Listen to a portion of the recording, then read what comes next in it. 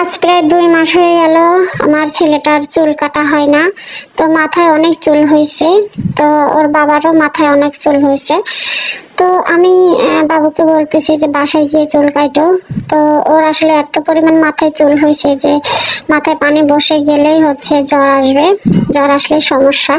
তো এখানে একটা সেলুন দেখলাম, সেই সেলুনের দোকান হচ্ছে বন্ধ। তো এটা হচ্ছে কালকের ভিডিও, কাল শুক্রবার ছিল। তো হ্যালো এভরিওয়ান, আসসালামু আলাইকুম, সবাই কেমন আছেন? তো প্রথমে বলতেছি যে কে কোথায় ভোট দিয়েছেন আমি কিন্তু অতটা জানি না। তো এটাই শুধু জানতে পারলাম যে বিএনপি দল নাকি উঠে গেছে। তো ভাই, আমরা হচ্ছে সাধারণ মানুষ, যে দলই উঠুক আমাদের কিছু করার নাই। আমরা সুষ্ঠুভাবে চলাফেরা সমাজে মানে ভালোভাবে চলতে পারলেই হলো। তো এইদিকে দেখেন আমার ছেলের এই পাশে একটা সেলুন ছিল আমাদের বাসার সাইডে, ওই পাশে হচ্ছে সেলুনে নিয়ে আসলাম। তো আমার হাজবেন্ড অসুস্থ, সেও আসছে। তো অনেকে আবার বলতে পারেন, কারণ আমি যখন ভিডিও এডিটিং করি তখন হচ্ছে ভয়েস চেঞ্জ করে দিই। তো অনেকে বলতে পারবেন যে এটা আবার ছেলে না মেয়ের কণ্ঠ। আসলে আমি হচ্ছে কে মানে যারা ভয়েস এডিটিং করেন, ভিডিও বানান, তারা কিন্তু অবশ্যই জানেন যে মানে ভয়েস চেঞ্জ করা যায়। তো যাই হোক, এখানে যে আমার ছেলের চুল কাটানোর পরে আমার হাজবেন্ড হচ্ছে টাকা দিচ্ছে।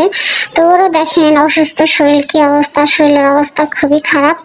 তো ওকেও চুল কাটতে বললাম, তো বললো যে আমি পরে কাটবো। তো পরের দিন কাটবে, এটা হচ্ছে বললামই তো মানে আগের শুক্রবারের ভিডিও। তো এই ভিডিওটা আমি বলছিলাম একটা রিলস ভিডিওতে আপলোড করেছিলাম আমার ছেলে চুল কাটার পরে, তো ফাইনাল লুকে। তো আমার ছেলের চুল কাটার পরে কিন্তু ওকে মাশাল্লাহ অনেক সুন্দর লাগে, কারণ চুল বেশি হলে দেখবেন বাচ্চাদের মাথায় চুলই বেশি দেখা যায়।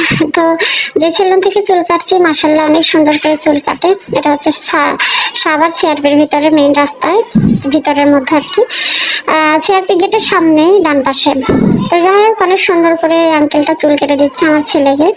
তো আমি হচ্ছে একটু একটু করে ভিডিও নিচ্ছি। তো আমার ছেলে শুধু নড়াচড়া করতেছে। তা আমি বললাম যে এত নড়াচড়া করো না, কারণ হচ্ছে কানে লাগতে পারে, কারণ ছোট মানুষ অত বোঝে না।